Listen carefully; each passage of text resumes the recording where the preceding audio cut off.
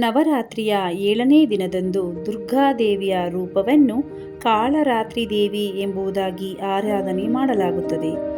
ಕಾಳರಾತ್ರಿಯು 3 ಭಯಾನಕ ಕಣ್ಣುಗಳನ್ನು ಮತ್ತು 4 ಕೈಗಳನ್ನು ಹೊಂದಿದ್ದಾಳೆ. ಈಕೆಯ ಮೇಲಿನ ಬಲಗೈ ವರದಾ ಮುದ್ರೆಯಲ್ಲಿದೆ ಮತ್ತು ಕೆಳಗಿನ ಬಲಗೈ ಅಭಯ ಮುದ್ರೆಯಲ್ಲಿದೆ. ಎಡಭಾಗದ ಒಂದು ಕೈಯಲ್ಲಿ ಕಬ್ಬಿಣದ ಮುಳ್ಳುಗಳಂತಿರುವ ಆಯುಧವನ್ನು ಮತ್ತು ಇನ್ನೊಂದು ಕೈಯಲ್ಲಿ ಖಡ್ಗವನ್ನು ಹಿಡಿದುಕೊಂಡು ಕತ್ತೆಯ ಮೇಲೆ ಸವಾರಿ ಮಾಡುತ್ತಾಳೆ.